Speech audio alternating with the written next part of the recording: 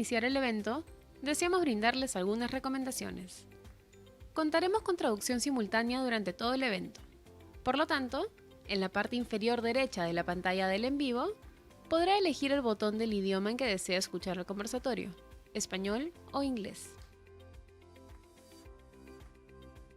Al final del conversatorio entre Xavier Sala y Martín y Santiago Bilinkis, habrá un espacio para que ellos respondan algunas preguntas.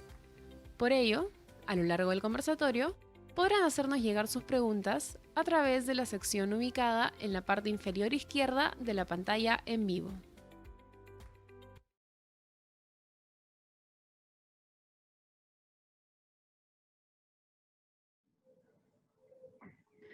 Buenas tardes a todos. Mi nombre es Álvaro Correa, CEO adjunto de Credit Corp y director de Credit Corp Capital. Quiero agradecerles por participar en la conferencia de hoy. Como saben, Credit Corp es un líder financiero en la región con más de 130 años de trayectoria. Y esto es gracias a que nuestras compañías, como es el caso de Credit Corp Capital, están en un proceso constante de transformación y desarrollo para afianzar ese liderazgo. Y es por eso que hoy estamos reunidos para compartir con ustedes el proceso de evolución que viene teniendo Credit Corp Capital y así continuar siendo el aliado estratégico de sus clientes y acompañarlos a hacer realidad sus proyectos financieros, buscando maximizar sus resultados y superar sus expectativas. Para contarles sobre esto, los dejo con Eduardo Montero, CEO de Credit Corp Capital.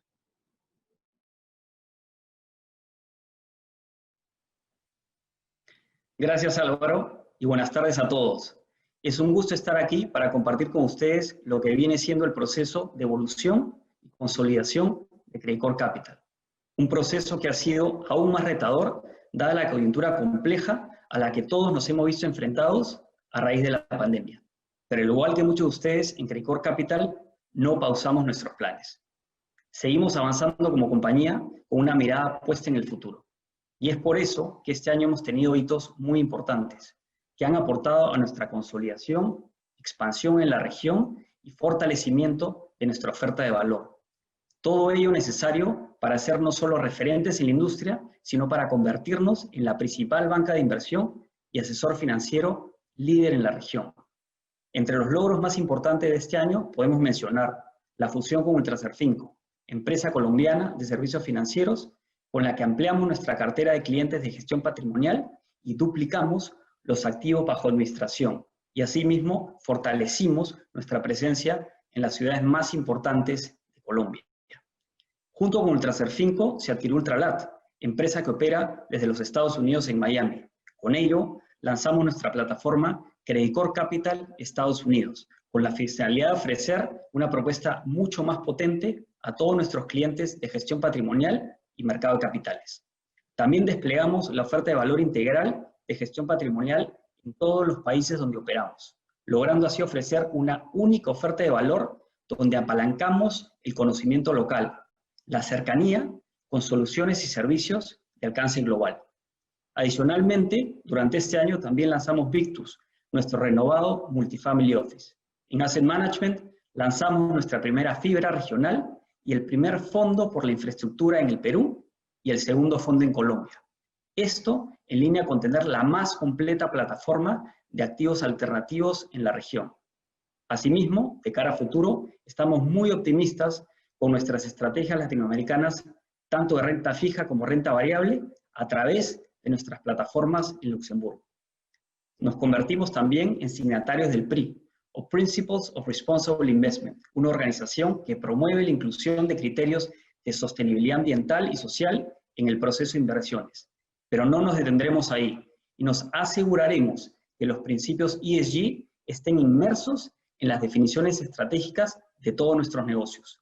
Estamos también transformando nuestro modelo operativo y renovando nuestras principales plataformas tecnológicas. Y en el 2021 nos enfocaremos en acelerar el proceso de digitalización de nuestra compañía. Todo esto con el objetivo de brindarles un mejor servicio y una mejor experiencia. Pero todo esto no hubiera sido posible sin la confianza que ustedes depositan en nosotros y sin nuestro gran equipo de expertos enfocados en brindarles una asesoría personalizada y oportuna que agregue valor a sus decisiones y que nos permita acompañarlos en el largo plazo. Por todos estos cambios y la evolución que está teniendo la compañía y por el camino que nos hemos trazado de continuar avanzando en la innovación, creemos que es un muy buen momento para renovar nuestra marca. Por ello, hoy con mucho orgullo queremos presentarles nuestra nueva imagen, más moderna, ágil, dinámica, pero sobre todo, mucho más cercana. La evolución es el resultado de la búsqueda constante de la excelencia. Esta nos permite crecer y obtener los mejores resultados para nuestros clientes. En Credicorp Capital, evolucionamos para ofrecerle la plataforma de banca de inversión y asesoría financiera más completa de la región, de la mano de un equipo especializado con alcance global. Un equipo que se adapta a sus objetivos y que trabaja día a día para encontrar las mejores oportunidades de inversión. Hoy ponemos todo nuestro talento a su disposición y una propuesta de valor innovadora e integral con el respaldo de uno de los holdings financieros más importantes de la región, Credicorp. Evolucionamos y trabajamos para seguir siendo sus aliados, para acompañarlos siempre y potenciar sus decisiones de manera ágil y dinámica. Credicorp Capital. Aliados potenciando sus decisiones. Luego de compartir con ustedes este hito que marca visualmente la transformación y evolución que está viviendo Credicorp Capital, queremos dar pase a nuestro conversatorio. Mirada al futuro, a cargo de Xavier Sala y Martín, economista experto en innovación y desarrollo, y el futurólogo Santiago Bilinkins, quienes conversarán acerca de las oportunidades de la cuarta revolución industrial, la madre de todas las revoluciones y el futuro del futuro. Xavier es director del Índice de Competitividad Global del World Economic Forum. Estudió economía en Barcelona y completó su doctorado en la Universidad de Harvard. Fue profesor de Yale, Harvard y actualmente se desempeña como profesor en la Universidad de Columbia. Pionero en analizar los efectos de la cuarta revolución industrial, sus implicaciones en términos de innovación, generación de empleo, revolución de la educación, implicaciones éticas. Santiago es futurólogo y tecnólogo, creador del futuro del futuro. Santiago es economista, graduado con medalla de oro de la Universidad de San Andrés. Fue seleccionado en el 2010 para asistir a Singularity University, en una sede de la NASA en Silicon Valley, donde aprendió sobre el estado del arte en inteligencia artificial, robótica, biotecnología, neurociencia y nanotecnología. Actualmente se dedica a la divulgación científica a través de charlas, presentaciones y escribir para medios gráficos. Antes de darle pase a ambos, quería comentarles que luego del conversatorio habrá un espacio para preguntas, por lo que podrán ir enviando sus preguntas desde este momento a través del chat que se encuentra en la parte inferior de su pantalla.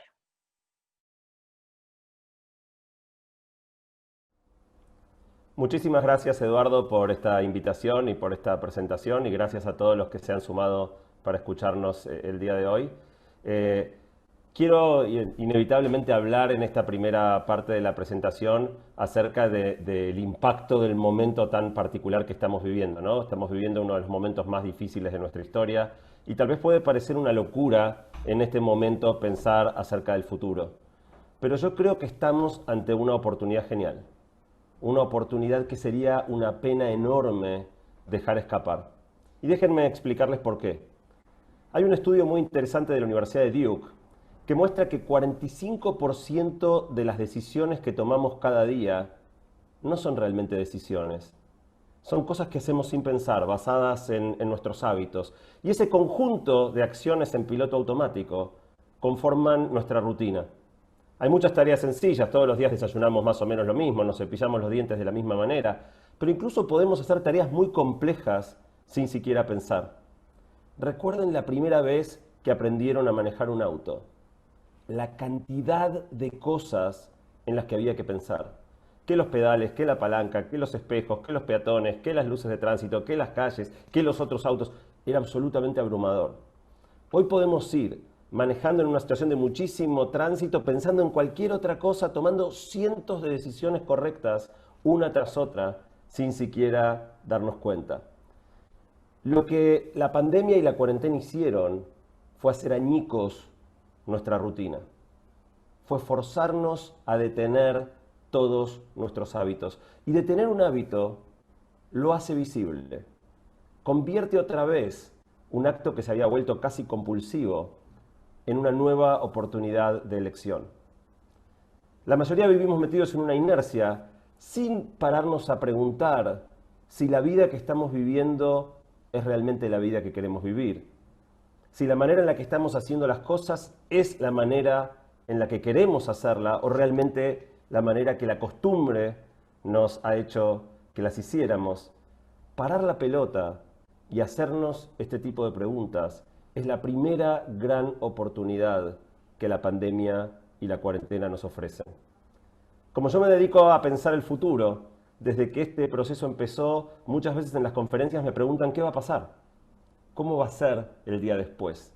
Y honestamente les confieso, no tengo la menor idea, no les voy a poder decir cómo va a ser el día después. Pero sobre todo, porque creo que hay una pregunta mucho más interesante. Más que preguntarnos cómo va a ser, me gustaría proponerles que nos preguntemos cómo queremos que sea. Porque preguntarnos cómo va a ser nos ubica por afuera, como meros espectadores de la construcción de ese futuro. Y por supuesto que hay cosas que están fuera de nuestro alcance, hay cosas que no dependen de nosotros. No depende de nosotros cómo emerja de esta situación el nuevo equilibrio geopolítico entre China y Estados Unidos, por decir algo. Pero en nuestro mundo, en nuestra familia, en nuestra carrera, en nuestra compañía, por supuesto que tenemos que ver muchísimo que ver con cómo va a ser ese día después.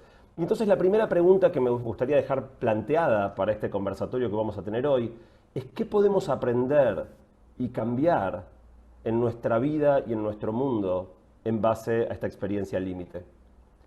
Pero hay otra razón por la cual esta situación nos ofrece una oportunidad única. Y es que desde el punto de vista de la innovación, el COVID ha resultado un extraordinario catalizador de cambio. A mí para pensar el momento actual me gusta la metáfora de una vela. Una vela es un objeto rígido, pero cuando uno la enciende, por efecto del calor, la cera se vuelve flexible.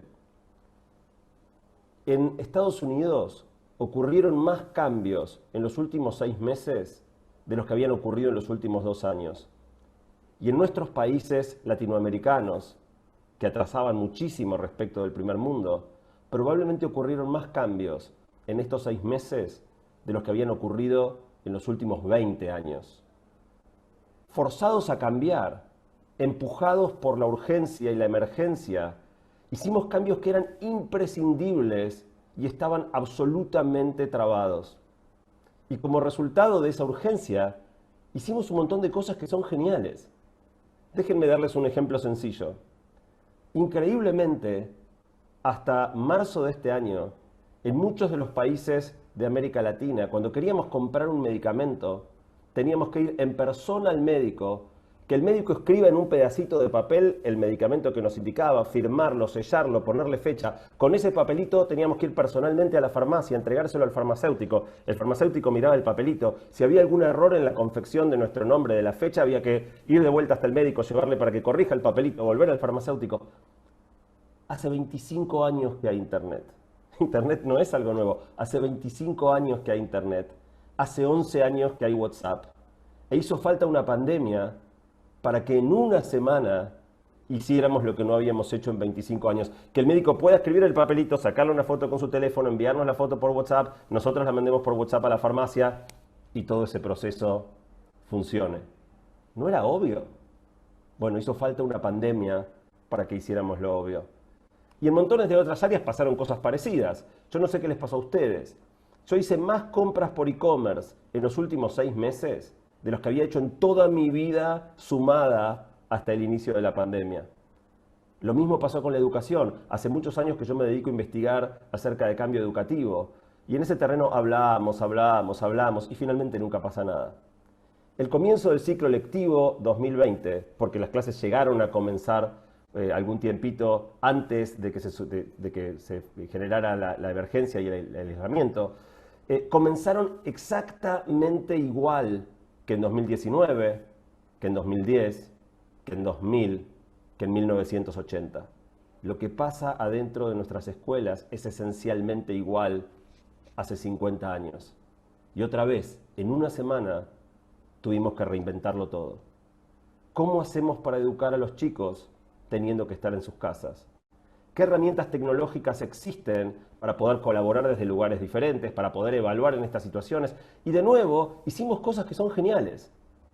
Todos hemos padecido, cuando nos tocó ir a la escuela, el peor modo de evaluación, que es la prueba a libro cerrado, donde se preguntan datos fácticos que hay que aprender de memoria la noche anterior al examen y que olvidamos absolutamente todo 5 segundos después de que el examen terminó.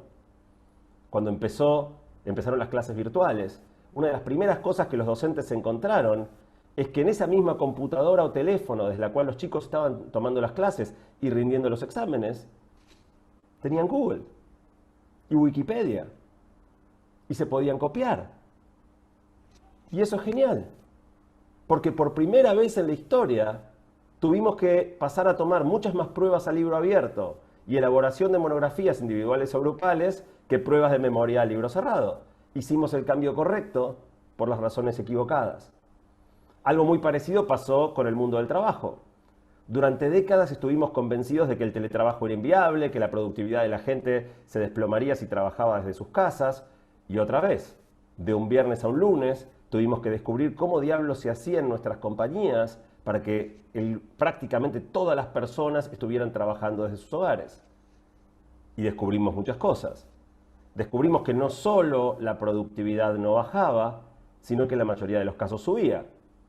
Y no solo subía la productividad, también subía el grado de satisfacción laboral y la sensación de un buen balance entre vida familiar y vida profesional. Incluso en el contexto alocado de los niños sin ir a la escuela, todos en casa, con toda la complejidad de que nuestras casas no estuvieran preparadas para el teletrabajo, aún así descubrimos que el teletrabajo era una enorme oportunidad.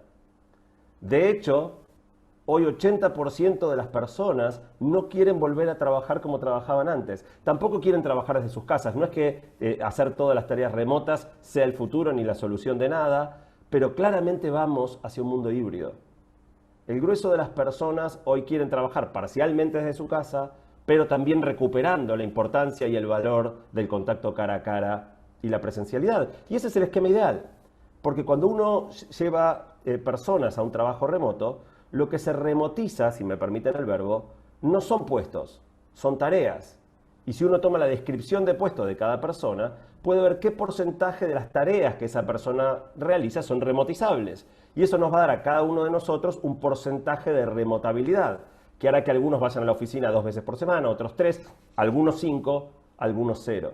Pero claramente el futuro del trabajo nos ofrece esta oportunidad espectacular que producirá ahorros enormes para las compañías y mayor satisfacción y mayor productividad para las personas. En definitiva, el problema que tenemos delante es que la vela se va a apagar. Desde el punto de vista de la salud, de la economía, felizmente la pandemia va a terminar. No sabemos si es en 1 mes, en 3 meses, en 6 meses, pero la pandemia va a terminar.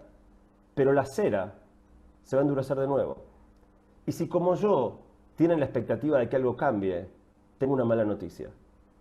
En todas las crisis anteriores, todas las que parecieron que iban a cambiarlo todo, apenas la emergencia terminó, todo volvió a ser como era antes.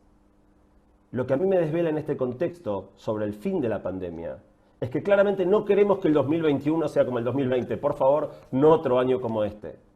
Pero sería una tragedia si el 2021 fuera igual que el 2019. Querría decir que no aprendimos nada. Y entonces la pregunta con la que me gustaría cerrar es cómo podemos aprovechar individual y organizacionalmente este extraordinario momento de flexibilidad y cómo capturamos los aprendizajes y sentamos las bases para un cambio duradero. Con esta primera introducción los dejo ahora para que puedan escuchar a Xavier. Muchas gracias, Santiago. A ver, déjame decir que estoy muy de acuerdo con básicamente las dos cosas, los dos elementos que has mencionado. Hay una oportunidad enorme de grandes cambios con el COVID, pero que no van a venir grandes cambios con el COVID. Déjame añadir 2 ejemplos más de cosas que deberíamos haber aprendido, pero que no hemos aprendido. Una es el fracaso monumental en la gestión del sector público que hemos tenido en Occidente. si comparamos la efectividad de las medidas de países asiáticos como Singapur, Corea, China mismo, Japón, con Occidente, con cualquier país de Occidente, no solo el desastre que ha habido en Estados Unidos o en la mayor parte de países europeos, sino el desastre que ha habido en los países exitosos como Alemania, comparado con Oriente, ha sido un desastre sin paliativos. Deberíamos cambiar cómo gestionamos la cosa pública en Occidente. Esta debería ser la lección, pero esto no va a pasar. No va a pasar porque en Occidente seguiremos debatiendo si tenemos que tener más gobierno, que es lo que van a seguir argumentando las izquierdas, o menos gobierno, que es lo que van a seguir argumentando las derechas, y nadie va a debatir el problema de verdad, que es cómo hacemos que el gobierno sea más efectivo. En ningún país se está discutiendo esto, cuando en realidad este debería ser el debate. El segundo aspecto que yo creo que deberíamos aprender la lección, pero que no vamos a aprender, es en el tema de las instituciones internacionales. La Organización Mundial de la Salud nos dijo al principio de la pandemia que no era un virus que se transmitía entre humanos, cuando había estudios en Taiwán que decían lo contrario. ¿Por qué nos dijeron? ¿Por qué nos dijeron que no necesitábamos mascarillas, a pesar de que luego hemos visto que sí se necesitaban mascarillas? ¿Por qué la Organización Mundial de la Salud dijo que no se debería cerrar Wuhan, cuando todos sabemos que si se hubiera cerrado Wuhan no se hubiera expandido el virus? Pues por razones políticas, porque es una institución politizada que, digamos, dio la razón a China en lugar de dar la razón a Taiwán, que es un país, digamos, que China no reconoce y por lo tanto la Organización Mundial de la Salud no reconoce. Este fracaso de instituciones internacionales, de la dictadura de estos expertos que realmente no han sabido predecir ni explicar por qué ha pasado todo esto, es otra gran lección que ya habíamos aprendido. El fracaso del Fondo Monetario Internacional en los 90, el fracaso de la Unión Europea con la crisis del 2008, que en lugar de durar 6 meses como duró en Estados Unidos, acabó durando 6 años por culpa de la mala gestión. Debemos repensar las instituciones internacionales, pero no lo vamos a hacer. No lo vamos a hacer. ¿Y cómo sé yo que no lo vamos a hacer? Pues porque una de las cosas que sorprende, no sé si os habéis fijado, una de las cosas que nos ha traído el coronavirus es una demostración masiva de lo que los psicólogos llaman el sesgo de confirmación. Todo el mundo ha visto confirmados sus prejuicios, sus teorías. La gente que dice que el gran problema del mundo es el cambio climático ha visto como el virus demuestra que deberíamos luchar. Si lucháramos contra el cambio climático, pues no pasarían estas cosas porque la naturaleza se revela. Los que están en contra del cambio climático también han visto confirmadas sus teorías. ¿Veis? Si hubiéramos luchado contra el virus en lugar del cambio climático, esto no hubiera pasado. La gente pro-globalización dice, ¿ves? El virus demuestra que gracias a la cooperación internacional hemos encontrado vacunas. La gente anti-globalización confirma que si no hubiera habido globalización, el virus no se hubiera expandido tan rápidamente. Es decir, cada uno ha visto la confirmación de sus prejuicios a la carta, y esto es un problema psicológico, como el que mencionaba Santiago, es un problema que tenemos en nuestro cerebro los humanos, estamos construidos así. Y por lo tanto, como todo el mundo ha visto confirmado lo que ya sabía, pues vamos a seguir haciendo lo que ya sabíamos que funcionaba. Y por lo tanto, en este sentido, estoy de acuerdo con Santiago. Lo que quizá no estoy tan de acuerdo con Santiago es poner el énfasis casi exclusivamente y esto también estoy seguro que él está de acuerdo, pero poner el énfasis casi en exclusiva de lo que nos va a afectar en el futuro en el virus, yo creo que esto no lo deberíamos hacer. Yo creo que dentro de unos años el virus cuando haya pasado, nos vamos a olvidar. Dentro de 50 años tenemos que explicar a nuestros hijos que vivimos una pandemia porque, digamos, no va a tener un impacto a largo plazo, entre otras razones por lo que ha explicado Santiago. En cambio, lo que sí que va a tener un impacto brutal sobre nuestras vidas es el cambio tecnológico. Esto ha seguido a pesar del virus. Estamos inmersos en una revolución industrial de proporciones bíblicas, en lo que se llama la cuarta revolución industrial. Recordad, la primera revolución industrial fue la del vapor, la máquina de vapor de Watt, que empezó en los años 1760. Después vino la revolución de la electricidad y el motor de combustión interna, ya a principios del siglo XX. Luego tuvimos la tercera revolución, que fue la del computador y las tecnologías celulares, que convergieron en este aparato que llevamos todos en el bolsillo, llamado teléfono inteligente. Y hoy estamos ante la madre de todas las revoluciones. Una revolución que nos trae una enorme cantidad de tecnologías, no una o dos tecnologías disruptivas, sino una gran cantidad, y que están llegando a una velocidad que era inimaginable hace simplemente 10 años. Estamos hablando de revoluciones científicas en el ámbito de las neurociencias que permiten por primera vez en la historia entender lo que ocurre dentro de nuestros cerebros. Estamos hablando de revoluciones en el campo financiero, con las nuevas tecnologías que están derrotando los grandes poderes financieros, los grandes bancos en todo el mundo. Estamos hablando de tecnologías de la desintermediación como Uber y Airbnb, que están disrupcionando el mundo del transporte y el mundo del turismo. Estamos hablando de robótica y de nanorobótica, de impresión 3D, de bioingeniería, de manipulación genética de animales, de plantas y sobre todo de seres humanos, con las implicaciones éticas y económicas que todo esto conlleva. Estamos hablando de inteligencia artificial. Y todo esto es lo que realmente va a determinar nuestro futuro, lo que va a determinar nuestra economía, lo que va a determinar nuestro bienestar y lo que va a determinar cómo vamos a ser nosotros como seres humanos, con nuestra ética, con nuestra moral, con nuestras leyes. Y todo esto va a tener implicaciones importantes, y será importantísimo que nos adaptemos, pero sobre todo que nos adaptemos a los cambios tecnológicos reales. Porque juntamente con esta revolución tecnológica aparece digamos, los fake news, aparecen, digamos, las noticias que nos dicen que esa revolución tecnológica nos va a condenar a los humanos a ser esclavos de las máquinas. La gente escribe libros como "Sálvese quien pueda", los robots nos van a invadir. Tenemos una visión apocalíptica de la tecnología basada en las series de Hollywood, basado en Terminator o en Rosie. ¿Recordáis la Rosie de los Jetsons? En la época de los Picapiedra, pues también habían los Jetson, que eran la gente del futuro, donde había un robot que básicamente hacía todas las tareas de la casa, una robot femenina que se llamaba Rosie.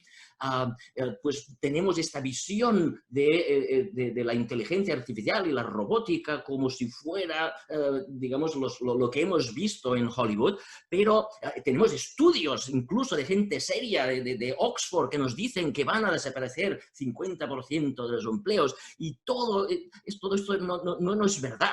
Todo esto no es verdad, está basado en una visión apocalíptica de lo que es la tecnología, que no tiene nada que ver con la tecnología. Este estudio de Oxford, por ejemplo, que todo el mundo cita, habla de que uno de los trabajos que van a desaparecer es el de camarero.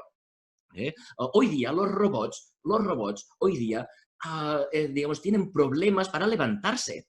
Hoy día los robots no pueden abrir una puerta. Cuando hacen concursos de robots de estos que les ponen obstáculos, se quedan todos encallados con una puerta. Por lo tanto, el día que vengan los robots, los Terminators, a invadiros a vuestra casa, si tenéis miedo, lo único que tenéis que hacer es cerrar la puerta.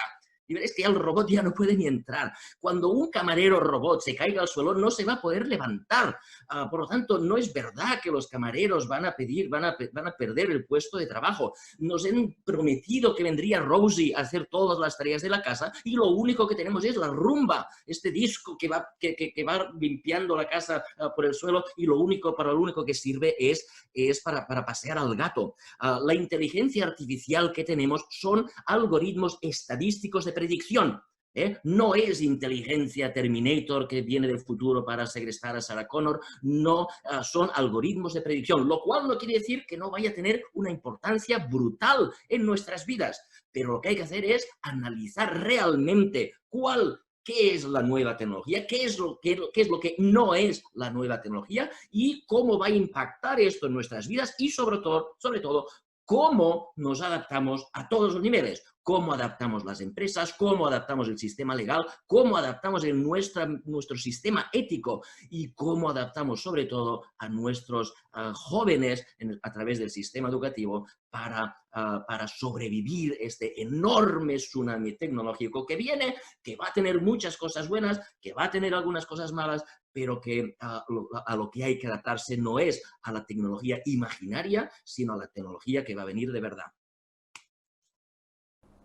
Interesantísima tu presentación, Xavier, me pareció muy, muy esclarecedora. Y me gustaría empezar esta conversación que nos han propuesto que tengamos diciendo que estoy muy de acuerdo en tus dos premisas fundamentales.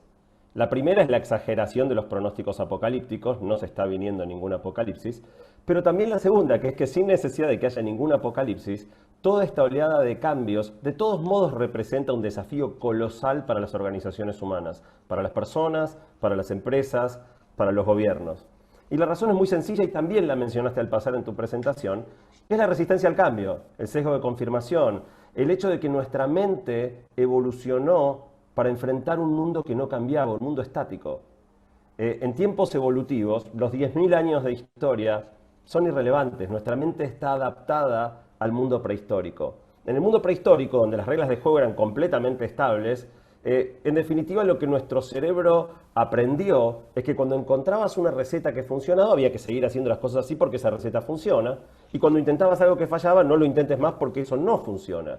Esto está grabado a fuego en nuestro cerebro y es buena parte de la causa de todos los sesgos cognitivos que aparecen cuando enfrentamos contextos muy cambiantes. Esto es un problema en el plano individual, pero es un problema muchísimo más grande en el plano de las empresas, que ven este contexto que, sin ser apocalíptico, les cambia permanentemente las reglas de juego, y las empresas también evolucionaron para enfrentar un contexto muchísimo más estable. El entorno de negocios era muchísimo menos cambiante, y en esa situación, el secreto para construir un gran negocio era encontrar una receta de éxito. Una vez que el fundador, el emprendedor encontraba esa receta, el siguiente paso era construir una burocracia, en el sentido positivo de la palabra, que ejecutara esa receta de manera consistente, metódica, efectiva. En ese contexto, los innovadores eran un estorbo, eran una amenaza a la estabilidad, que era el valor supremo, y en muchos casos sigue siendo en la mayoría de las organizaciones. El problema es que obviamente las reglas de juego no solo cambiaron, las que rigen hoy son exactamente las opuestas. Pero ni las personas ni las organizaciones tuvimos tiempo de tomar nota de este cambio y queremos volver una y otra vez al terreno conocido. El desafío más grande que tenemos es psicológico y organizacional, que es cómo hacemos personas entrenadas para lidiar con el no cambio, viviendo en un mundo tremendamente cambiante como el que describías. Sí, estoy de acuerdo que es psicológico, pero también es institucional.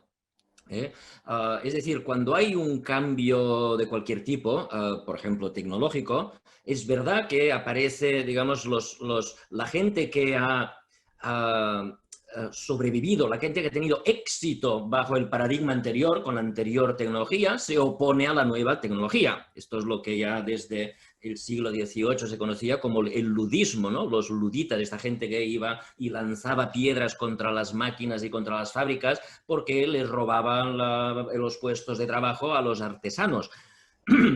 Lo que pasa es que hay dos tipos de países en el mundo. Perdón. El ludismo es una cosa que existe en todo el mundo, pero hay dos tipos de países que, digamos, que son muy distintos. Uno, los países donde triunfa el ludismo y los países donde no triunfa el ludismo.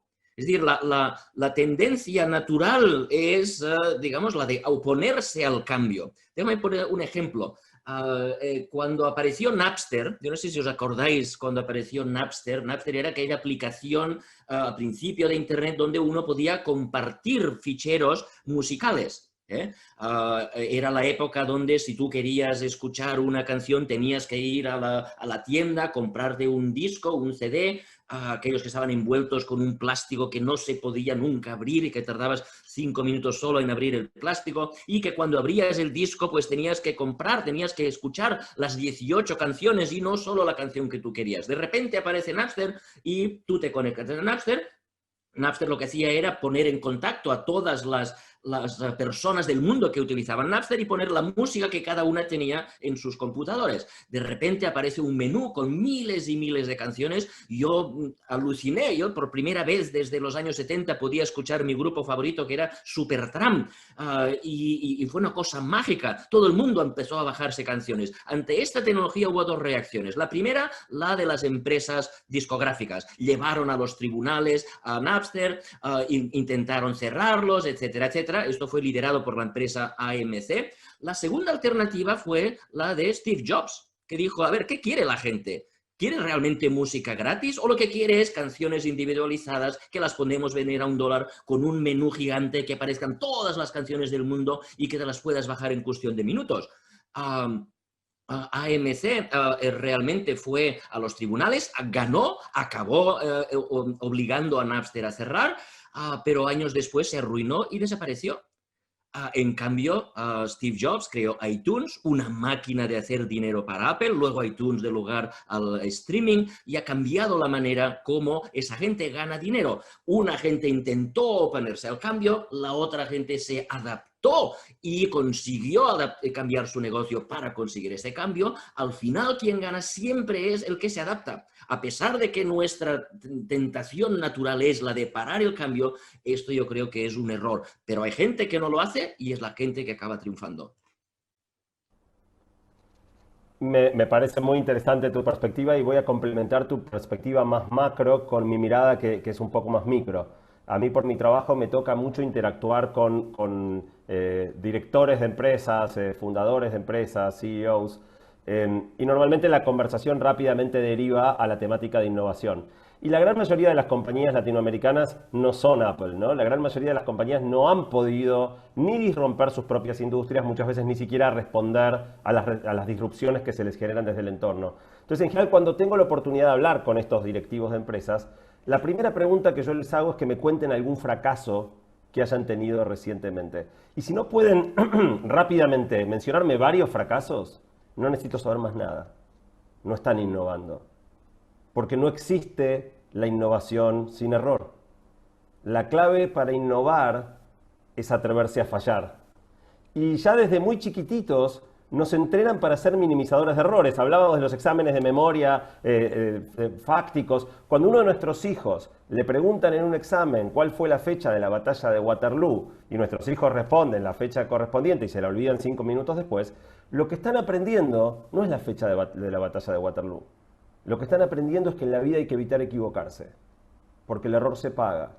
Y de nuevo, no existe la innovación sin error. Si en cualquier organización, como sucede en la mayoría de las compañías latinoamericanas, cuando algo sale mal, lo que se hace es buscar al culpable, o peor aún, a un chivo expiatorio, lo que se genera es una cultura donde lo importante no es que las cosas salgan bien, sino no tener la culpa cuando las cosas salen mal. Después de todo, nadie en una empresa puede criticarte por seguir haciendo lo que ya se venía haciendo o por tomar la decisión más conservadora. Y entonces el único modo que tienen las organizaciones humanas, yo lo pienso más de las empresas porque es el mundo que más conozco, pero probablemente pasa algo bastante parecido en los organismos internacionales o los gobiernos, la única manera que tenemos de destrabar esta dinámica y crear organizaciones que se atrevan a innovar es bajarle el costo al error, bajarle el costo real, tangible, y el costo simbólico al error. Todas las organizaciones hoy cuelgan carteles en sus paredes invitando a la gente a ser innovadora y arriesgar, pero todas las personas estamos mirando qué pasa cuando algo sale mal. En definitiva, yo creo que una de las cosas fundamentales es entender metodológicamente que es posible bajarle el costo al error y al fracaso. Para eso existe, no vamos a profundizar ahora, pero todo el tema de metodologías ágiles, experimentación, reducción de problemas a escala, y un montón de cosas que las compañías, que los emprendedores hacemos por necesidad, por falta de recursos, y muchas veces las grandes corporaciones no, que tienen que ver con bajar el costo del error, pero también con reconocer, o sea, todas las compañías premian a sus colaboradores más destacados. Yo premiaría los errores más geniales. Yo convertiría en modelos aspiracionales dentro de las organizaciones a las personas que se atrevieron a intentar algo diferente, aun cuando no haya funcionado. Sí, soy muy fan digamos, de implementar o de intentar introducir el concepto de error como algo bueno. al fin y al cabo, digamos, la historia de la humanidad y del progreso y de la cultura y de la ciencia es la historia de la prueba y el error. Sin prueba y error no habría habido progreso. Y por tanto, este claramente es un factor, yo creo, importante que impide la innovación o ralentiza la innovación en los países que no practican. Lo que pasa es que también es verdad que hay otros factores quizá, digamos, igual de importantes. Yo vuelvo a las instituciones y yo siempre me pregunto, ¿qué hubiera pasado si Jeff Bezos hubiera sido latinoamericano? Hubiera nacido en cualquier país de América Latina, o Mark Zuckerberg, o Bill Gates, o Steve Jobs. Tendríamos, o Sergey Brin, es decir, tendríamos hoy Google, tendríamos Amazon, tendríamos Microsoft, tendríamos Apple. Yo creo que la respuesta es no, pero esto no es porque, digamos, al ser latino o latinoamericano tendría una psicología distinta o tendría una actitud distinta ante el error, que sí que la tendría. Pero además, un Jeff Bezos latinoamericano se hubiera encontrado con todo un marco institucional que le hubiera puesto barreras constantes precisamente para proteger a la gente que vende en las calles de Buenos Aires, pues se le protege ante la invasión de Internet. Y esto no es una cosa que pase en Buenos Aires, es una cosa que está pasando hoy día en Barcelona. Hay un debate enorme sobre si debemos autorizar a Internet, digamos, Amazon a vender a través de Internet porque perjudica a los que hasta ahora podían hacer negocio. Y esto se transforma en leyes, esto se transforma en instituciones y esto transforma la capacidad que tienen las empresas de innovar. También se hubiera encontrado con la educación, con la gente con la que trabajar, que como tú muy bien dices, estaría preparada para responder a la pregunta de la batalla de Waterloo, pero no estaría preparada ni para pensar en nuevas tecnologías, ni para trabajar en equipo, ni para tener espíritu crítico, ni para ser creativo, ni para todas las cosas que exigimos cuando queremos que estos chavales que salen de la universidad vayan a trabajar en nuestras empresas, pero que la educación no los ha preparado para ello en países de América Latina. Se hubiera encontrado con problemas financieros, porque América Latina está dominada por, digamos, sectores financieros que no quieren arriesgar en Google. Cuando Google era pequeñito era un unicornio, era una cosa peligrosísima. Los bancos prefieren invertir en cosas mucho más seguras y, por lo tanto, casi por definición, se oponen a la innovación. Se hubiera encontrado con barreras regulatorias, se hubiera encontrado con falta de infraestructuras. En América Latina, cuando empezó Jeff Bezos, no había internet o era muy lento y por tanto era imposible ni siquiera implementar sus ideas. Se hubiera encontrado con corrupción. Es decir, que es verdad que hay problemas, digamos, psicológicos y hay problemas de que la educación en América Latina no lleva a aceptar la equivocación y el error, esto es verdad, pero también hay muchas otras barreras en las que deberíamos trabajar. Y por cierto, como sé que tú eres un experto en educación y sé que estás de acuerdo en que la educación debería cambiar, yo me puedo preguntarte exactamente cómo lo harías tú. En América Latina, sabiendo cómo son los sindicatos de profesores, sabiendo cómo son los ministerios, sabiendo cómo son los padres y cómo son los estudiantes, ¿cómo harías para que hubiera este cambio en el sistema educativo? Me mataste, Xavier, me mataste. Es la pregunta del millón y no tengo una buena respuesta para darte. Te voy a contar una anécdota personal. Yo envío a mis hijos a una escuela muy progresista, muy avanzada en sus prácticas educativas, muy innovadora. Y el año pasado, uno de los docentes de uno de mis hijos cometió un error. Les propuso a los chicos una tarea que la verdad que no era adecuada. Y el grupo de mamis y papis del WhatsApp estalló, ¿no? Porque no hay red social que genere peores conductas que WhatsApp. En 2 minutos todas las madres y los padres estaban furiosos, masacrando lo que había hecho esa persona y proponiendo ir todos a la escuela a protestar para que castiguen a este docente. Y yo normalmente no intervengo en esos grupos, pero veía tanto salvajismo que esa vez decidí intervenir. Y mi intervención fue decir, miren, elegimos una escuela que queremos que sea innovadora. No existe lo mismo que había dicho recién, no existe la innovación sin error. Si cuando un docente arriesga y se equivoca, lo que vamos a hacer es ir como una horda salvaje a intentar que los despidan y nunca más van a atreverse a innovar. Entonces marquemos que se equivocaron, porque sí es un error y coincidimos todos que es un error, pero seamos muy prudentes en señalar que el error es parte del proceso, que esto no estuvo bueno, que traten de que ese error no se repita, pero que los alentamos a seguir experimentando. No te tengo que contar cómo terminó la historia, fueron todos los padres furiosos, casi asesinan al docente, nadie escuchó eso que yo tenía para decir. Entonces, hay un problema enorme porque la educación no tiene agentes de cambio. Obviamente los chicos no pueden, los docentes no quieren, los sindicatos mucho menos, los directivos no conciben educar de una manera muy diferente a la que ellos mismos fueron educados, y los padres y las madres tenemos una influencia decididamente reaccionaria sobre el sistema. Con lo cual, el gran problema es que es lo más importante que tendríamos que intentar reformar desde nuestras sociedades, y salvo algunos locos que estamos hablando desde afuera, o de vez en cuando en nuestro lugar de padre o de madre, teniendo una pequeña intervención en un grupito de WhatsApp, no hay fuerzas de cambio que realmente estén permitiendo que este sistema se transforme. Y me gustaría agregarte un segundo aspecto del sistema educativo en crisis. Hablabas de los informes de Oxford y el Banco Mundial diciendo que los empleos van a desaparecer. Yo no creo que los empleos vayan a desaparecer, pero sí creo que los empleos van a cambiar de manera muy drástica.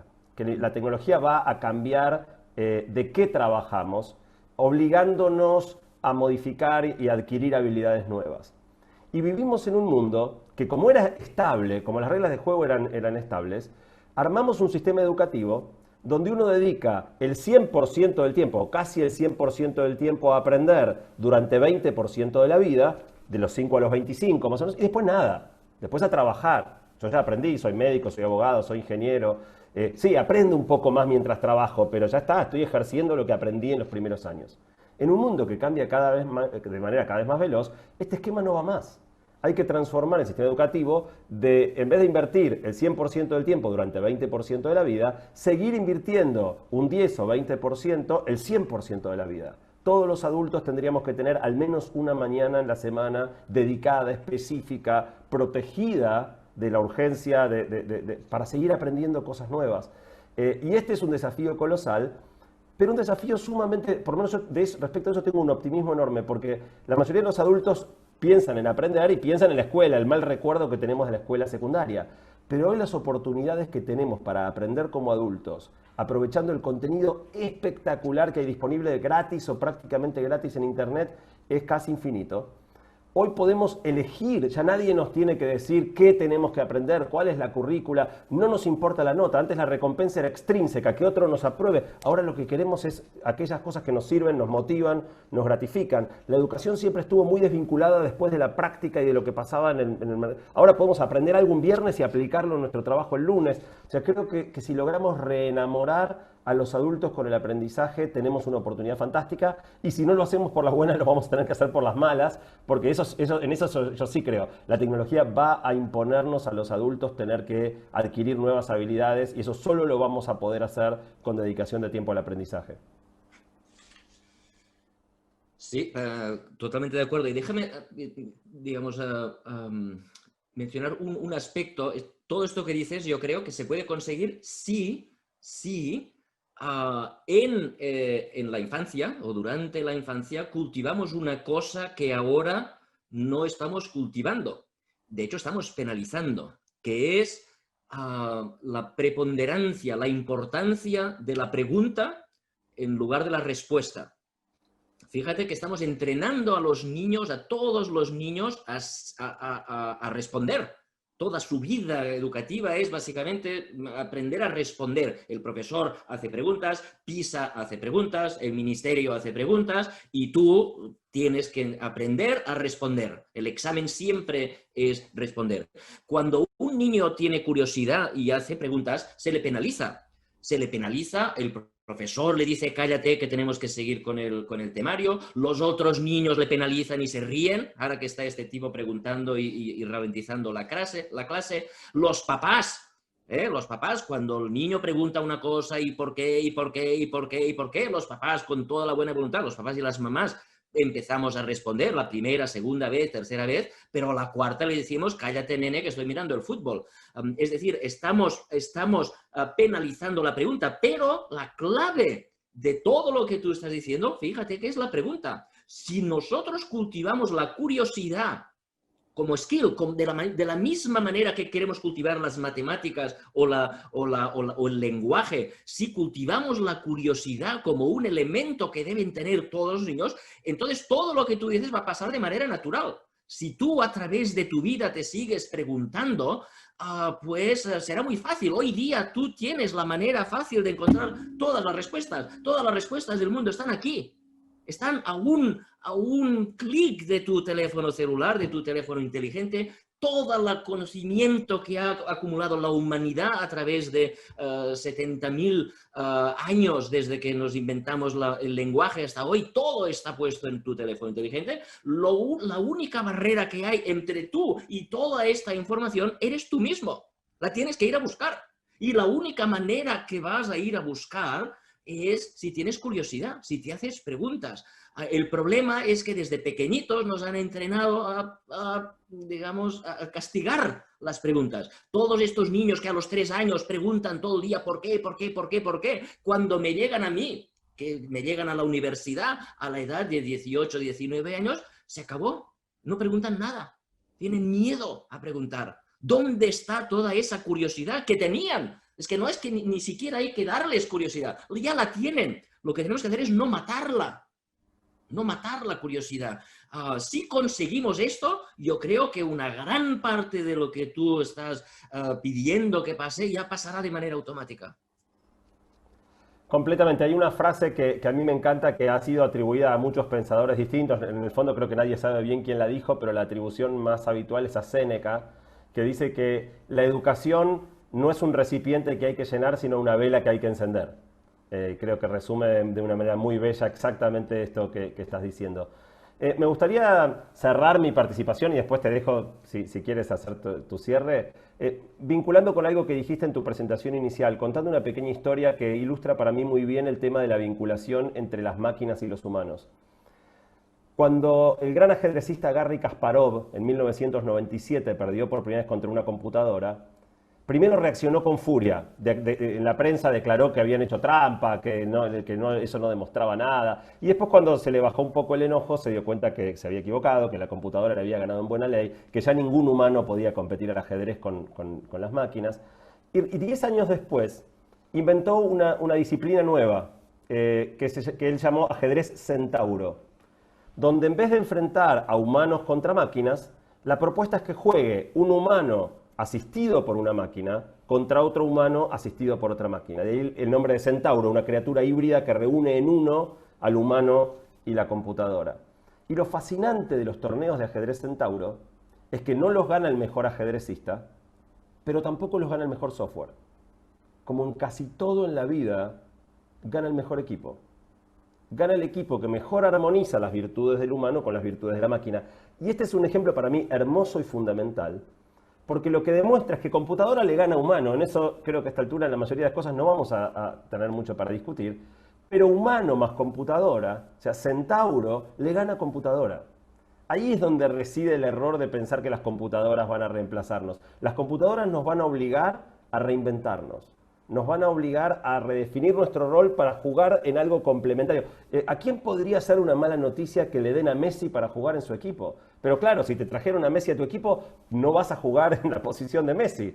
De alguna manera esa es la disyuntiva que tenemos hacia adelante, que es cómo aprovechamos todos los avances espectaculares que la tecnología puede ofrecerle a nuestra vida, a nuestro negocio, a la educación, a la salud, complementándonos con lo que las máquinas pueden darnos en vez de promover esta mentalidad defensiva o de rivalidad.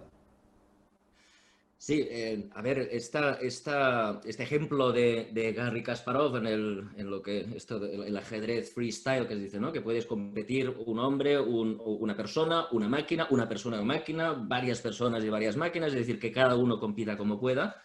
Es verdad que demuestra que claramente el mejor ajedrecista, el mejor máster de ajedrez no acaba, incluso si tiene la mejor máquina, es decir, el mejor ajedrecista con la mejor máquina, no ganan contra alguien que es un ajedrecista menos bueno, pero que sabe utilizar las máquinas de manera inteligente.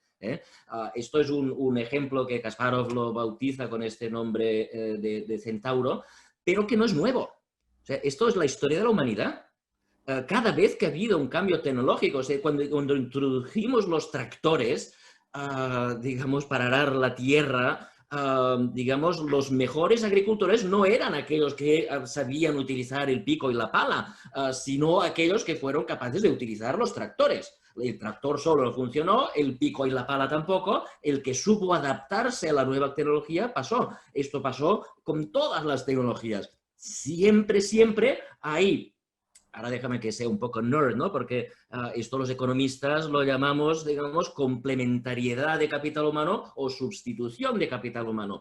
Cuando aparece una nueva tecnología, hay capacitaciones, que me parece que es la palabra española, digamos, para la palabra skills, ¿no? Hay skills que se complementan.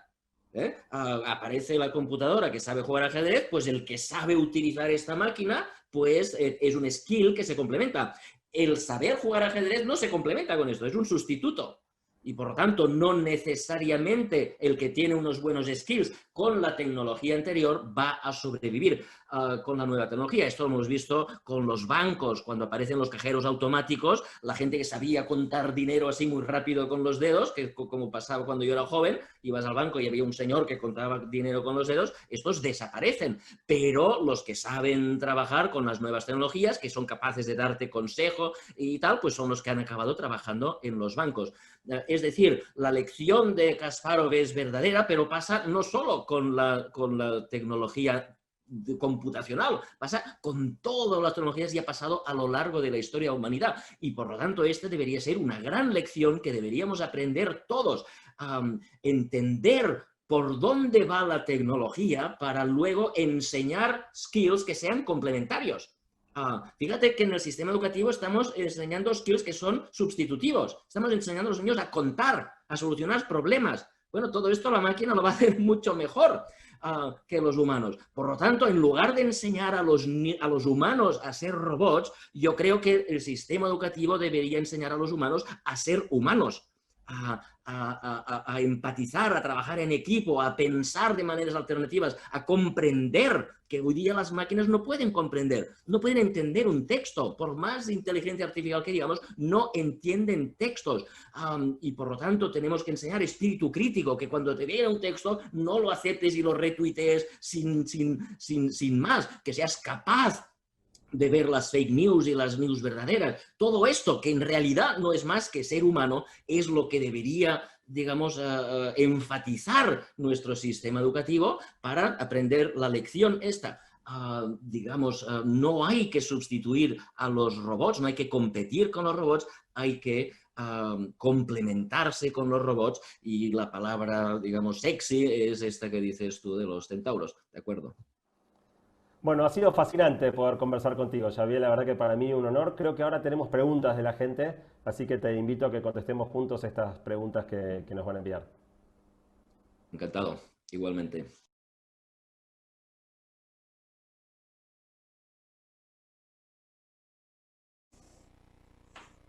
Muchísimas gracias nuevamente a Santiago y a Xavier por esta conversatorio, esta conversación tan interesante. Yo creo que nos deja reflexiones importantes, nos deja diferentes perspectivas y sobre todo retos de cara a futuro. Como mencionaba en su momento Santiago, creo que tenemos una gran oportunidad de ser nosotros mismos quienes definimos cómo deseamos o cómo queremos que sea este futuro cercano. Están llegando una cantidad buena de preguntas. Quería empezar haciéndole una pregunta a Xavier. Xavier, además de sobrevivir el COVID y de adaptarse a la cuarta revolución industrial, ¿hay algún otro factor que Latinoamérica deba tener en cuenta para preparar el futuro?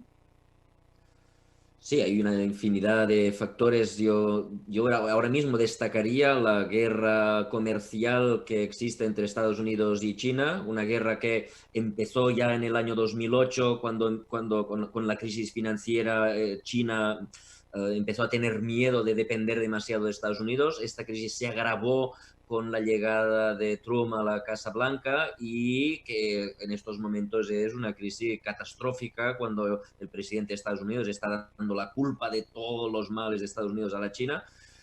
Y por lo tanto yo veo que el mundo se va a desacoplar, vamos a ir de este mundo hiperglobalizado donde hay una cadena de montaje única, una cadena de valor añadido única, donde un producto se produce en 21 países distintos y cada pieza va de un país al otro hasta que llega el producto final. Esto va a dar lugar a un mundo, yo creo, más bipolar, donde va a haber una globalización centrada en China, una globalización asiática y otra globalización centrada en Estados Unidos, y porque creo que América Latina debería prepararse para este nuevo mundo, porque esto va a representar oportunidades. Va a haber una gran repatriación de industrias hacia países cercanos a Estados Unidos, y los países de América Latina que sepan aprovechar el momento, que tengan buenas instituciones, buen capital humano, buenas infraestructuras, pues serán capaces de atraer alguna de estas industrias y por lo tanto tendrán una oportunidad que les va a brindar esta absurda batalla entre los grandes. Muchas gracias, Xavier. Te doy el paso, Santiago. Adelante. Sí, me gustaría agregar a lo que Xavier decía, que los países latinoamericanos tienen la desgracia de poseer mucha riqueza, una abundancia grande de recursos naturales. El que no tiene pasturas o tierras sumamente fértiles tiene cobre, el que no tiene cobre tiene litio, el que no tiene litio tiene petróleo, el que no tiene ni litio ni petróleo tiene recursos turísticos. Pero todos nuestros países tienen esta dotación natural que nos ha vuelto a través del tiempo sumamente dependientes del mundo de los commodities. Y esto es una posición que fue, digamos, muy favorable durante buena parte del siglo XX, pero nos hizo estar de espaldas al cambio tecnológico, a la cuarta revolución industrial que mencionabas en la pregunta. Y claro, es difícil renunciar a la propia fortaleza, ¿no? Pero el mundo está yendo para otro lado. Y quizá el espejo más interesante para mirarnos sea el de Israel, la segunda nación del mundo con mayor cantidad de IPOs, mayor cantidad de ofertas públicas de empresas tecnológicas del mundo después de Estados Unidos, que se caracteriza quizás por una carencia casi total de recursos naturales, ¿no? Cuando te falta y lo único que tienes para producir es tu cabeza, ese es el recurso más importante. Y de alguna manera lo que ojalá los latinoamericanos podamos ver más pronto que tarde es que el recurso más importante que tenemos para construir el futuro son nuestras cabezas y no nuestras pasturas o la minería. Perfecto, muchísimas gracias. Acá tengo una nueva pregunta para ambos también. Teniendo en cuenta todo lo que nos han dicho, nos han comentado, ¿son optimistas de cara al futuro inmediato? Digamos, en los próximos 10 años. Y si quieres, arrancamos contigo, Santiago. A ver, hace 10 años que yo me dedico a tratar de investigar cómo la tecnología nos está modificando la vida. Y como hablamos antes con Xavier, la más trascendente, la más profunda de las tecnologías es la inteligencia artificial.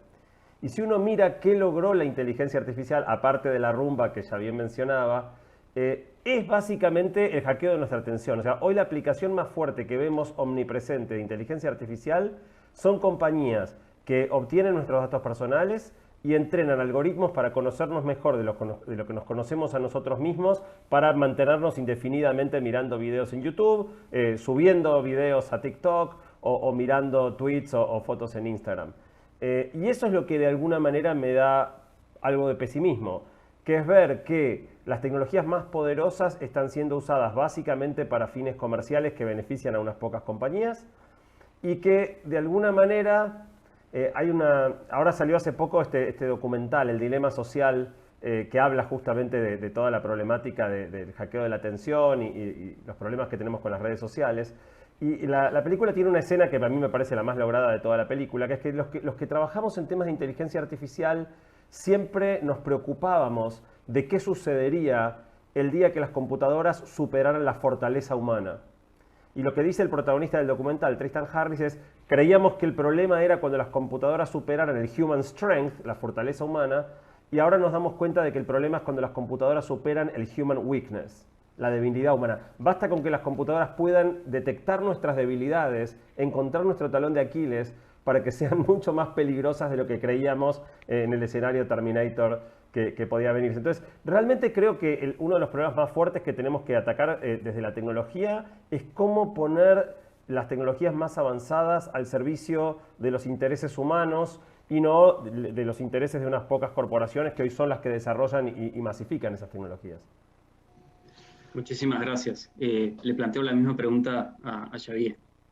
Sí, déjame coger el ángulo del COVID. La pregunta era si soy optimista de cara a 10 años. A ver, yo me gusta recordar a la gente que en el año 1918 hubo una pandemia que se llamó la gripe española, que mató a 71 millones de personas, repito, 71 millones de personas, que causó una catástrofe económica global. Intento pensar en la mente de aquella gente que vivió aquella catástrofe, que no sabía lo que estaba pasando. En el año 1918 todavía no teníamos microscopios electrónicos, por lo tanto nadie sabía lo que era un virus, nadie sabía que era un virus que estaba matando. Y por lo tanto, aquella gente lo único que veía es que de repente una persona en el pueblo se ponía enferma y ¡brum!, toda la gente del pueblo se moría. Y aquello debían ver el mundo desde un punto de vista pesimista, trágico. Sin embargo, recordad la década que siguió al 1918, los felices años 20. La mujer que había salido de sus casas para ir a las fábricas durante la Guerra Mundial no quiso volver, quiso quedar trabajando, se sacó el corsé, se puso minifalda y empezó a bailar el charleston. Empezaron los movimientos feministas de conseguir el voto para las mujeres. El Producto Interior Bruto creció en todo el mundo, fue la época dorada de la aviación, del automóvil, grandes innovaciones que ya existían antes, pero que se generalizaron en aquella década. Grandes construcciones, el Empire State Building, el cine, ¿no? El Mickey Mouse, Charlie Chaplin. O sea, la década de los años 20 fue una época gloriosa, inimaginable desde el punto de vista de 1918. Y yo creo que de alguna manera aquí va a pasar lo mismo.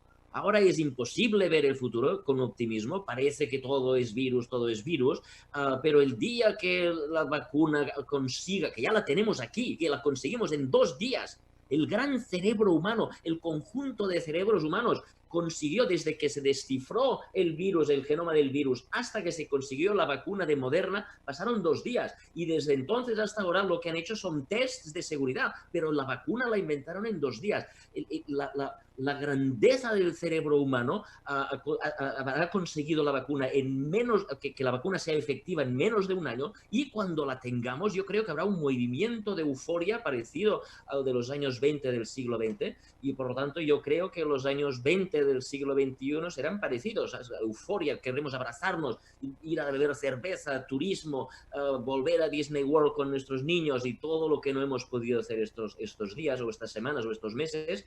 Y por lo tanto yo soy enormemente optimista en lo que se refiere al virus. En lo que se refiere a los problemas potenciales de la inteligencia artificial, yo estoy bastante de acuerdo con Santiago. De acuerdo, muchísimas gracias. Perdón, Eduardo, me gustaría agregar... Por supuesto, dale. Está bien, ¿no?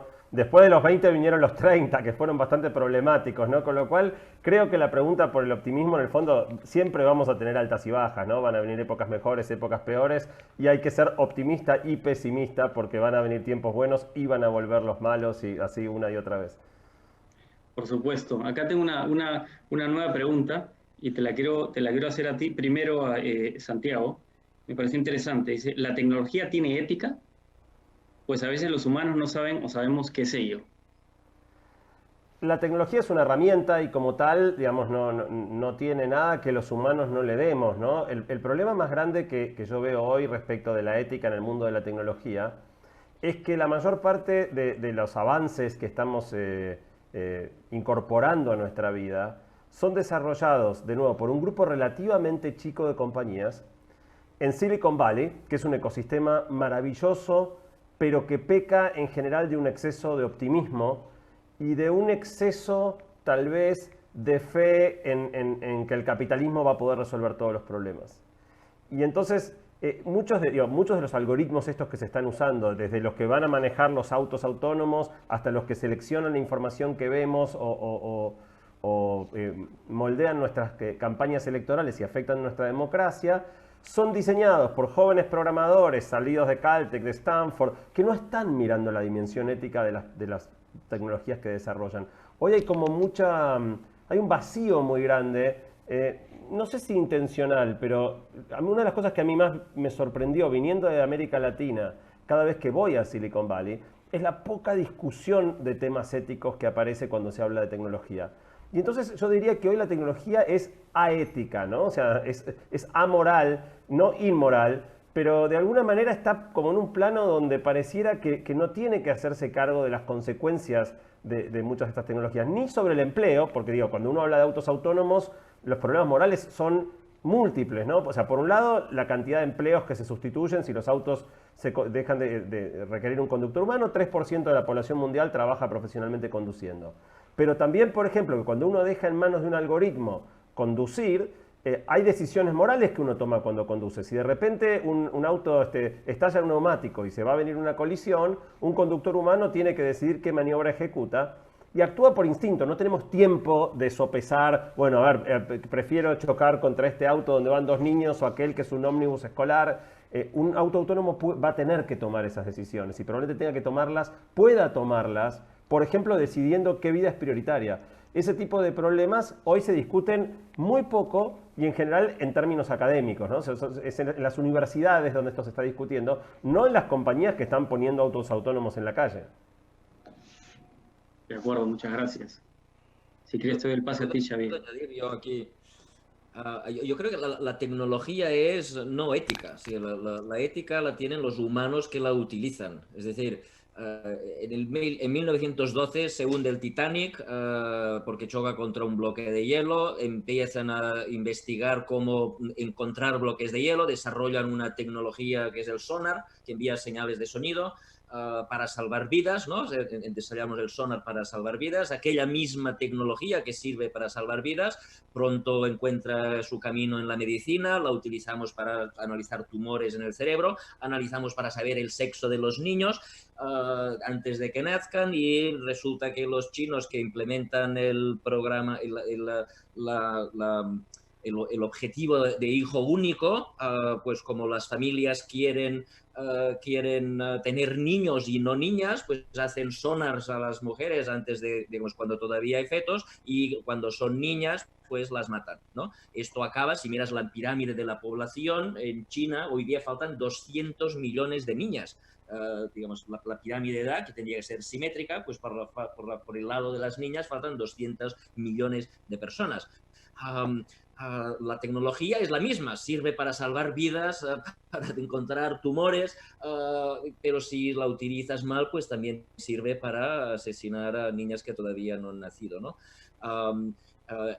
Es verdad que las nuevas tecnologías comportan, digamos, dilemas éticos, como todas las tecnologías. El mismo ferrocarril que se utilizó en el capitalismo se utilizó en el comunismo para fines totalmente distintos. Digamos, siempre ha habido dilemas éticos con las tecnologías. Ahora, yo más que hablar de los dilemas éticos que comporta la inteligencia artificial, que los comporta, yo creo que el gran dilema ético de la tecnología de la cuarta revolución industrial está en las bioingenierías. Recordad que este año ha ganado el premio Nobel una señora que se inventó la manera de manipular el genoma, es decir, que toda esta larga, digamos, colección de números y letras que es en nuestro genoma, pues puede cortar por donde quiere y sustituirlo. De esta manera podemos crear seres humanos a la carta. Podemos tener hijos que sean más listos, más altos, más guapos, de un color determinado, que sean inmunes a enfermedades, y esto comporta dilemas éticos brutales.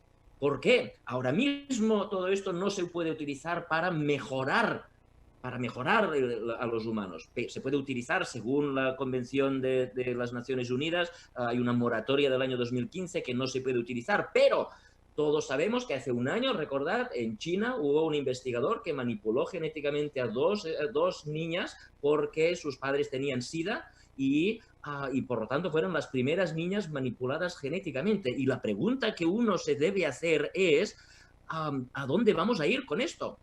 ¿Qué va a pasar cuando los ricos sean capaces de tener super niños que ya no van a ser de la raza humana, van a ser Homo sapiens, Hyper sapiens, van a ser una raza distinta, van a ser una especie distinta? ¿Y qué hará esta especie con los demás? Nosotros, los humanos, solo nos distinguimos de los chimpancés en un 2% de nuestro ADN, 98% en común.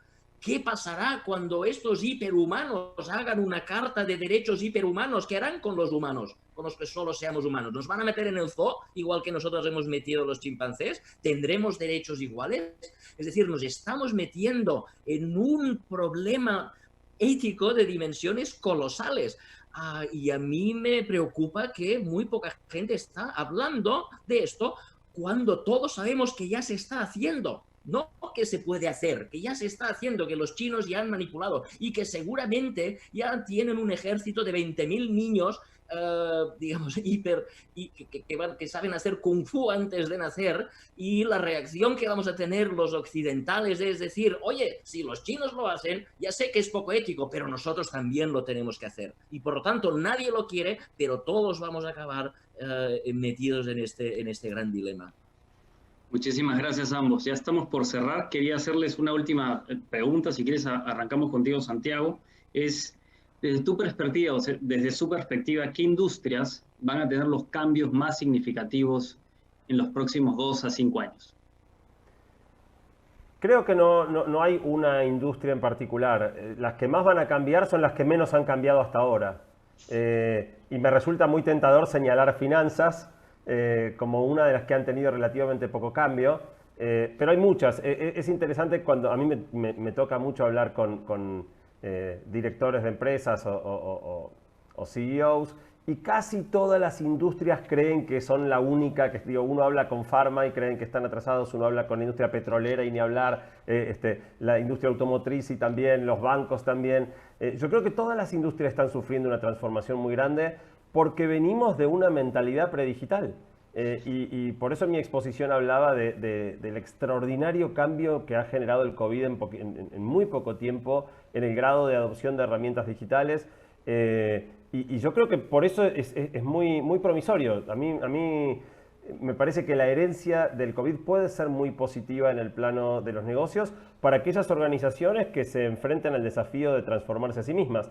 Si miramos los antecedentes cercanos, son muy pocas las compañías que pudieron reinventarse en el éxito. La mayoría tuvo que esperar o que aparezca un nuevo jugador que arrase con los anteriores y se convierta en el nuevo líder de la industria, o por lo menos sufrir una crisis muy profunda para que la dificultad, la obsolescencia del modelo de negocio anterior los obligara a la reinvención. Yo creo que el gran desafío que tenemos como gestores de negocios es ser capaces de reinventarnos en el éxito, de enfrentar el desafío de la digitalización antes de que las circunstancias nos lo impongan. De acuerdo, muchísimas gracias. Le doy paso finalmente a Xavier, si quiere elaborar en esta pregunta. A ver, yo no sé qué industria. A mí me gustaría que todo el mundo, si pudiera, fuera a Google y buscara el teléfono Nokia 1110. El teléfono Nokia 1110 es el teléfono más vendido del mundo, de la historia, 250 millones de copias. Cuando uno lo mira, es un teléfono que salió en el año 2005, después de Cristo me refiero, y es un teléfono que la pantalla era en blanco y negro, 2005. ¿Qué quiero decir con esto? que aunque no nos demos cuenta, la cosa cambia a una velocidad tal. En el 2005 íbamos con pantallitas pequeñitas, con teléfonos aquellos que apretabas 3 veces el número 1 y te salía la C 4 veces el número... Acordaos, íbamos con eso, 2005, y digamos, hoy llevamos supercomputadoras en el bolsillo con unas pantallas 8K, una cosa espectacular. Esto quiere decir que cualquier industria es capaz de sufrir un cambio brutal, radical, en cuestión de 2 años. Nadie esperaba que por culpa de las aplicaciones la industria hotelera estaría sufriendo una competencia brutal de la gente que alquila sus apartamentos a través de Airbnb. Y nadie espera que digamos, sea una aplicación la que acabe destruyendo bancos enteros, porque las aplicaciones van a poder hacer la mayor parte de las cosas que hoy día hacen los bancos, pero va a pasar. Y por lo tanto, hacer predicciones de qué sector es el que va a sufrir, yo que estoy con Santiago, aquí es muy difícil saber, todo el mundo está sujeto. Yo recomiendo a todos, seáis del sector de que seáis, que estéis vigilando las tecnologías que aparecen, pero no en vuestro sector, en todos los sectores, porque tu competencia o tu oportunidad van a aparecer del sector que menos te esperas. Van a aparecer del sector que tú ni te imaginas, y por lo tanto, si tú eres del sector finanzas y solo estás mirando lo que hacen los bancos en Estados Unidos, estás perdiendo el tiempo, porque la competencia no te va a venir de los bancos, te va a venir de alguien que ni siquiera te imaginas. Totalmente de acuerdo, muchísimas gracias. Yo creo que es una buena reflexión. Hoy día, si nos seguimos comparando dentro de la industria en compartimentos estancos, estamos perdiendo de vista lo que está pasando a nuestro alrededor. Las industrias se están entrelazando y entremezclando.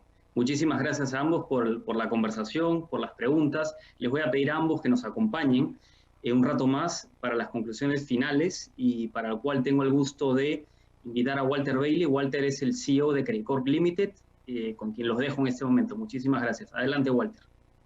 Gracias, Eduardo. Y gracias, Santiago y Xavier, por las palabras, las ideas tan maravillosas. Ahora, yo los escucho y yo soy un gestor de una empresa. Entonces, todas estas ideas trato de llevarlas a un mundo donde hay que tomar decisiones, donde hay que ejecutar. Y sí recojo 2 o 3 cosas que les voy a dar de nuevo desde la perspectiva sino de un gestor. Ambas las mencionaste tú, Santiago. Evidentemente el tema del trabajo en casa ha cambiado. Ya hemos terminado en nuestra empresa encuestas muy extensas para ver cómo vamos a trabajar en el futuro, precisamente para evitar, como decías, que la cera se ponga dura, y no me acuerdo cómo era tu metáfora, pero efectivamente aprovechar esta oportunidad para sacar algún beneficio y en realidad extraer mucho costo del sistema. Y lo que quieren todos nuestros colaboradores es un modelo híbrido. Nos dicen, oye, sí creemos valioso tener la oportunidad de trabajar 2 días juntos, en grupos, en equipos, en la creatividad, la interacción, etcétera, etcétera. Pero también podemos funcionar perfectamente con trabajo remoto. Sin embargo, tampoco quiero estar en mi casa todo el día porque, como dijo, a veces el niño está por acá y estoy en la cocina y no tengo un espacio adecuado, para lo cual estamos preparando en 5 o 6 lugares de las diferentes ciudades espacios como de oficinas comunales tipo WeWork, donde cualquier persona puede ir y trabajar si no quiere estar en su casa.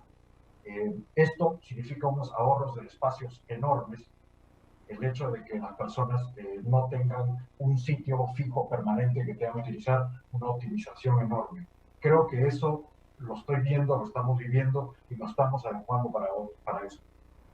Lo otro también es el tema de la digitalización, como dijeron, que en estos 6 meses hemos logrado hitos de adopción, de utilización de canales digitales para servicios bancarios que pensábamos que no los íbamos a lograr en 2 o 3 años.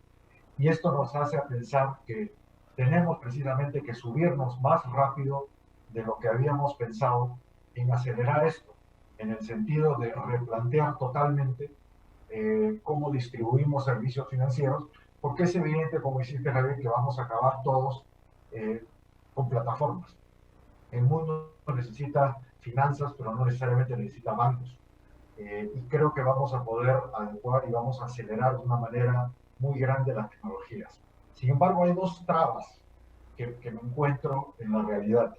Uno es este balance del corto plazo y del largo plazo, porque claro, somos una empresa listada en la bolsa de valores, en Nueva York, en Lima, y que tengo que dar resultados trimestrales. Me llamó mucho la atención que salió hace poco, creo que fue hace como un año, Amazon decidió bajar 25% sus utilidades en un trimestre porque quería hacer más contentos a sus clientes. Si yo hago eso, me quedo sin trabajo el próximo trimestre. Entonces, es ese balancear del corto plazo, lo que me pide la bolsa, mis inversionistas, mis accionistas, pero por otro lado veo estos unicornios que existen y que se pasan 7 años perdiendo dinero y con unas valorizaciones difíciles de sustentar, no tan fácilmente sustentables, para no decir difícil. Entonces, este balance de corto plazo y largo plazo es bien difícil cuando quieres hacer tu transformación. Es más fácil si naces digitalmente desde tu inicio. Entonces, estos son los retos reales que vivimos.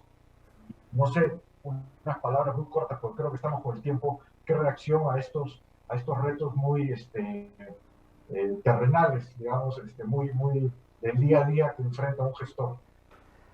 Te hago dos comentarios a eso, Walter, y simpatizo 100% con tu posición porque me tocó lo mismo como gestor de compañías, como CEO, padecí tremendamente los efectos de la mentalidad cortoplacista, del escrutinio de Wall Street, de analistas financieros externos a la compañía que te dicen cuáles tienen que ser tus ganancias por acción, y si no llegas a ese resultado que un externo a la compañía fijó para ti, se hace pedazos la cotización de la acción y se pierden cientos de millones de dólares de valor de mercado. Así que entiendo perfectamente de lo que me estás hablando. Te hago dos comentarios. El primero, en un momento de mi exposición yo hablé de las metodologías ágiles como una manera de bajar el costo de los errores, ¿no? Para poder permitirle a las compañías equivocarse sin que el daño sea demasiado grande. En las metodologías ágiles también está la respuesta metodológica a este problema, porque permite equivocarse pero en escala muy pequeña. O sea, permite estar constantemente explorando alternativas novedosas sin dañar demasiado los resultados de corto plazo. Entonces uno va probando cosas, si las pruebas son pequeñas, cuando salen mal el daño no es demasiado grande y puedes seguir alcanzando tu meta de profit de este trimestre, a pesar de que estás jugando en el playground con opciones novedosas para el futuro. El problema es cuando encuentras el modelo disruptivo. O sea, cuando alguno de esos jueguitos pequeñitos te das cuenta que se viene la gran disrupción que va a transformar tu negocio. Y lo que tienen las compañías digitales que mencionabas, Amazon, Google, es mucho coraje. Porque, digo, el mercado les permite cosas hoy en día que te concedo, no nos permite a los mortales como nosotros, pero también porque se lo han ganado con un track record en más de una ocasión. Decir, no me importa lo que opinen, yo creo que hay que hacer esto y lo voy a hacer. Y aunque la acción en ese momento bajara, sostuvieron aquello en lo que creían y terminaron teniendo razón. Y hoy el mercado les cree y les permite cosas que a otras compañías no les permite. De hecho, hubo un caso muy interesante hará un año. Amazon presentaba sus resultados trimestrales y habían tenido que tomar un write-off de $1 billón, o sea, $1.000 millones de dólares. Habían tenido un pequeño error. Y Jeff Bezos hizo una presentación que me pareció brillante. Lo que él dijo es, cuando una compañía crece, también tiene que crecer el tamaño de los errores. Si nosotros somos una compañía de 200 billones de dólares, nuestros errores tienen que ser grandes, si no, no estamos innovando en serio. Y tenemos que probar cosas. Entonces, me parece que es eso, ¿no? Es un trabajo metodológicamente sólido para encontrar las innovaciones y las disrupciones. Y en el momento en que uno encuentra la disrupción, coraje para ir atrás de aquello que uno cree que es lo correcto, que a veces puede salir bien y a veces puede salir mal. A las compañías grandes es a las que en definitiva esas grandes apuestas le han salido bien. Gracias. Javier, algunas palabras de aliento para mis frustraciones. Estás en mute. Estás en mute. perdón. A mí me encanta la experiencia de Nespresso. Recordad, Nespresso es una compañía que hoy día factura 91.000 millones de dólares vendiendo capsulitas de café. Tiene una patente del año 76 y cuando salió la patente, los directivos de la empresa, la patente la hizo un trabajador de Nestlé, y dijeron que aquella idea de hacer una máquina que pusiera presión para hacer café expreso era una mala idea porque mataba el core business de la época, que era Nescafé. ¿Recordar aquellos polvos infectos que se llamaban Nescafé?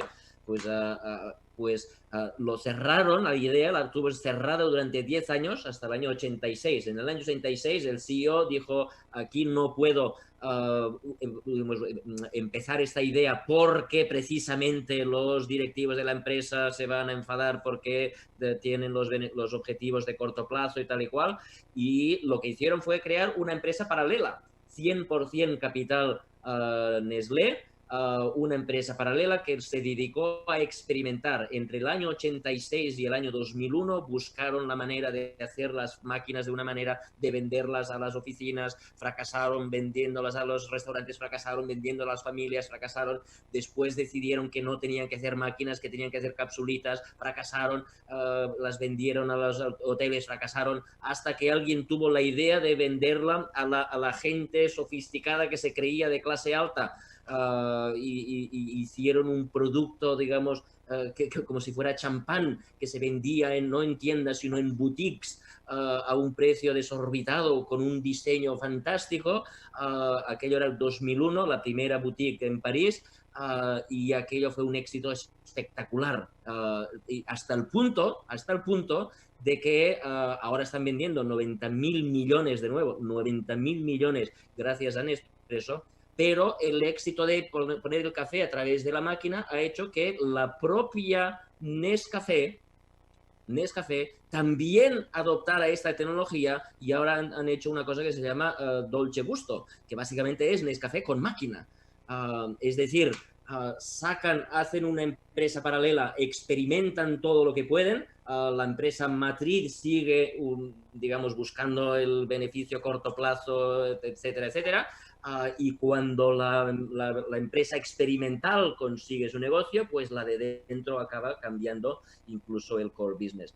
Yo no digo que la solución sea siempre acabar creando una empresa paralela, pero sí que la solución, como decía Santiago, es la experimentación. De alguna manera u otra, no podéis quedaros solo con el beneficio a corto plazo, tenéis que seguir la experimentación, porque los que no lo hacen acaban como Nokia o acaban como Kodak, ¿no? Que son empresas que se inventaron el producto que les acabó destruyendo. Buenísimo. Muchas gracias a los dos. Nada más para cerrar, yo sí soy un optimista en el corto y mediano plazo. Creo que el mundo ha evolucionado de una manera muy positiva. A veces son 2 pasos para adelante y 1 para atrás, pero las expectativas de vida de la población en los últimos 50 años han mejorado. La educación, los ingresos per cápita, la reducción de la pobreza. Yo creo que el mundo sí está caminando, no en línea recta, y poco a poco iremos resolviendo todos los problemas, nuevos problemas y viejos problemas que no terminamos de resolver, pero no puedo dejar de ser un optimista. Ahora, para cerrar, sí me gustaría destacar que, como mencionaron ustedes dos, para ser exitosos hay que estar dispuestos a adaptarnos, a evolucionar, y nosotros en Credit Corp y Credit Corp Capital estamos haciendo eso. Parte de la razón que estamos hoy día es una constante evolución. Credit Corp Capital no es una empresa muy vieja, es una empresa que he tenido la suerte de ver desde que empezó, y ha visto una evolución inmensa. Ya somos líderes en el mercado de capitales en 3 países y con mucha expectativa de seguir creciendo.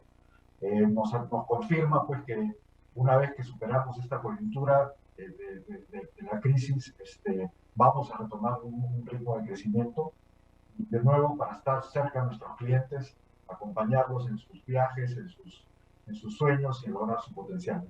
Muchísimas gracias a todos ustedes. Sé que hay más de 600 personas que nos están escuchando.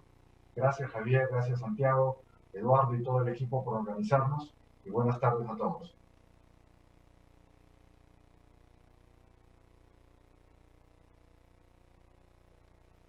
La evolución es el resultado de la búsqueda constante de la excelencia.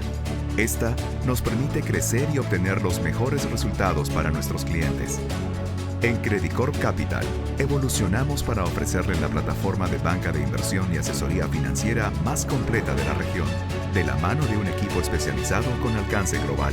Un equipo que se adapta a sus objetivos y que trabaja día a día para encontrar las mejores oportunidades de inversión.